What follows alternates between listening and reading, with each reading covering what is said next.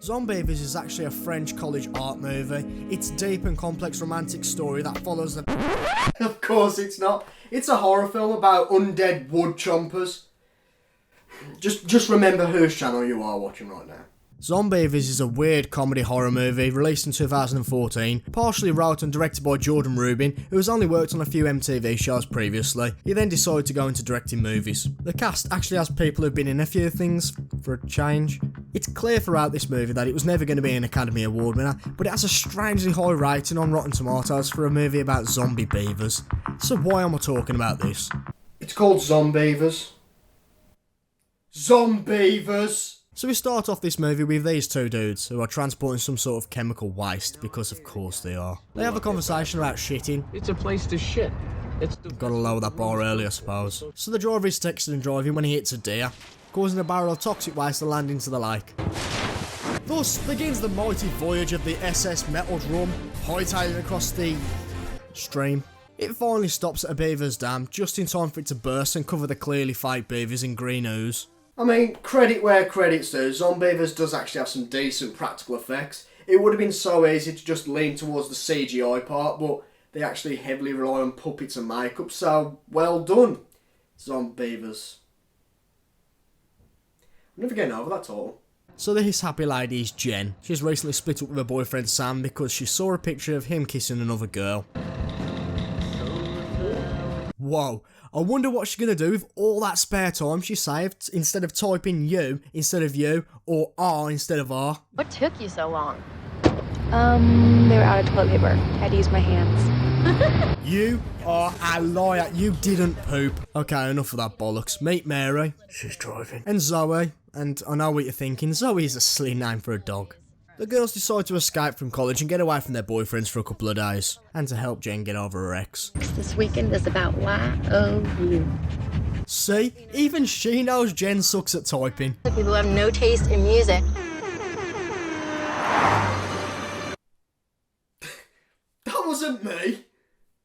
So at the lake that the girls are going to, there's a child with a number one dad cap on. Was that a joke? He loses his rod and then gets attacked by the cameraman. They turn up at the cabin when a neighbour comes over to see what's going on. You have blossomed. Not really. Her tits are still small.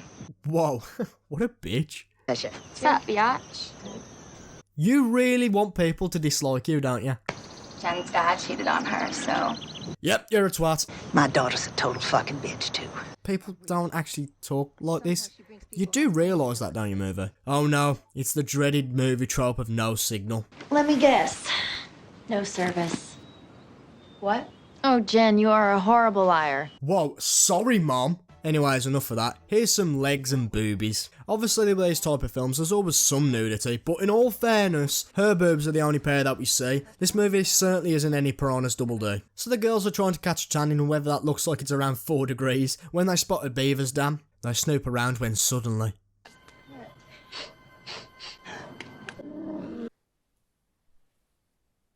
But they're saved by a hunter dude who shoots the sky to scare the bear, I think.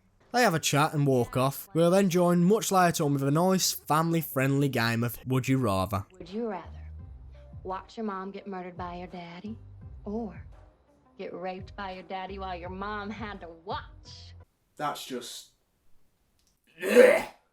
So we interrupt that lovely, tasteful conversation with banging at the front door. It's okay, just come in.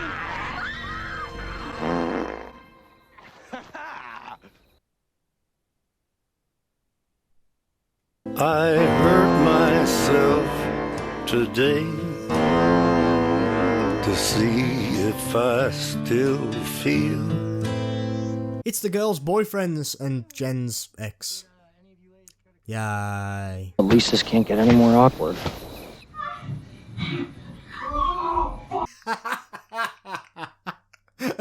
No. Who is she? That's clearly Mary. I mean, it's pretty obvious. Did you see that counter? Fuck! Okay, this is getting annoying now. It's pretty obvious for the dialogue that Mary clearly loves Jen. She worries about her the whole entire time, and when she got dared into kissing her, Y'all can make out like you did last time. That's no fun. it's clear that she enjoyed it. But later on, the chance arises, Mary turns her down, so there's just these awkward hints throughout the movie that have actually no point or relevance. Anyways, this. Swear to God, I'm gonna stick that bat up your... That happened. She then runs off to go and tell everybody what's going on. It's our own. Jen, you are a really ugly crier. Go look in the fucking bathroom! John, I tell you What a prick. No way I'm drunk enough for this. That's not how you hold a bat. So they go in and there's nothing. But then... that guy's scream is flawless. Ah, in the bag you go, friend. And now finally the beavers start turning up. So the next morning the bag has been ripped open. Some wild animal came and took it. That's actually a pretty reasonable explanation for a change. You know, we were doing just fine before you guys showed up. Oh right, like when that pervy bear come out. Yeah, just fine. Everyone's talking when a bombshell gets dropped. She doesn't know that it was you. No shit. Jenny's pressured into swimming when Buck gets dragged under. He then loses his foot. Yep, that's gone. While this is happening, Jen runs off to go and call for help, but the beavers have already thought of that. A beaver gets onto the platform. Fucking not. And then, in the biggest dick move I've ever fucking saw in a movie, Jen's ex throws the dog to the beavers. Zombies eating people? Fine. The Saw movies? Don't even flinch. But cats and dogs is where I draw the line. Fuck you. Go now! Go! But, what? Why didn't it jump the other way? That's like 3 meters away from the platform. You could jump that and make it halfway. But no, let's go the other way, which is the furthest away from land. Fucking idiots. Jen stabs and pins one of the beavers down. Everyone then rushes to the house and it all of a sudden becomes night time. Buck falls asleep, hugging his foot. Oh. Zoe is pissed off about the dog, and rightly so. And she accidentally lets the cat out the bag. Get it, dog, cat, beaver, something. Joel there, I think. What? Who the fuck wrote this? Oh, me. Okay. Stupid picture with Sam. It's fucking Mary. Oh no! Alright, enough team drama. The beavers are coming. So Tommy takes Buck and Zoe to the car so they can go and get help. While next door, they hear banging when this character gives me the first laugh in this movie. Oh, it's just those kids scissoring each other to Lady Gaga. Just so stupid. Oh, doggy. Oh, beaver. The dog is a beaver all along. It's all connected. The beavers have made a blockade so they can't escape. Suck a bag of dicks! What? The beavers found that hilarious. So did I. So the hunter saves the day. Again. Damn beavers. Damn!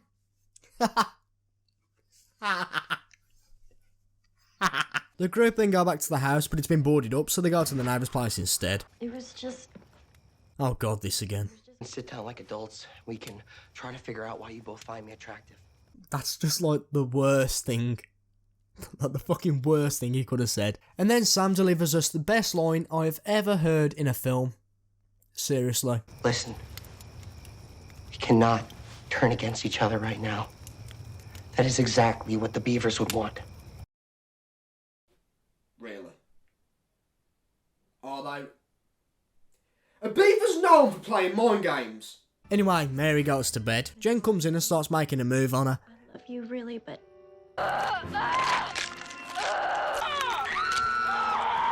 Holy shit! I was not expecting that. Buck then attacks the hunter. Zoe goes to shoot Buck, but accidentally kills the hunter instead. The old lady then attacks Zoe, but she's out of ammo, so she jumps through a window. Mary and Sam play a game of whack-a-mole with beavers. Take off your shirt. Is this really the time or place? Sam spots something on Mary, but instead she jumps on him to distract him. A beaver then... You know what, actually, I'm just going to let you say.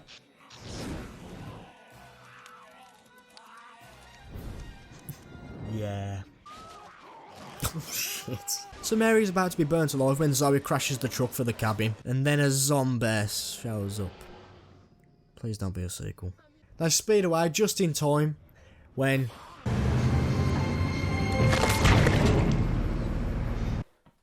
Well, that was easy. The neighbour and the beaver try to stop them but fail. The fuck was that about? They both stop to walk the rest of the way. Why? When Mary pulls out a gun on Zoe. Stop it! We both know that you're gonna turn into one of those things. You at least have to wait until I turn. Just in time for Mary to turn and Zoe kills her. Well, didn't we have a lovely time? I think we've learnt a lot, and even though it doesn't seem it, I bet Zoe is a better person because of this. Hey, you see that girl? Yeah, I see her. And that was Zombeavers. And you know what? It wasn't half bad. Now, don't get me wrong, the movie is still pretty terrible, but it did a few things right. It took the idea of Zombeavers and ran with it. They didn't play it straight, which I actually think helped them out a lot. The writing was bad, but that was never the selling point in this movie. Its comedy came from how ludicrous the story was and played off it just fine. The use of practical effects, makeup, puppets, etc. was actually a lovely feature, almost a throwback to older horror movies, so it can't really be punished for that. As forgetful as some of the characters were, they at least had a point. So all in all, this movie was somewhat enjoyable. Under the right conditions, it'd be a great film to watch with a bunch of people. So that was that, and I'm done. In a way, I'm happy. For a change. I don't know. Just wanted to say it again, guys. Thank you for all your comments, your subscriptions, everything, every single bit of activity you guys do on this channel, because clearly I don't do that much. It does mean the world to me, and I read every single one of your comments, and I know you're there, and I appreciate it, I really do. But that is me done, so I'm going to go and do something else that isn't anything to do with Zombeavers. So, I'm Josh. I don't have a sign off, so go. Watch.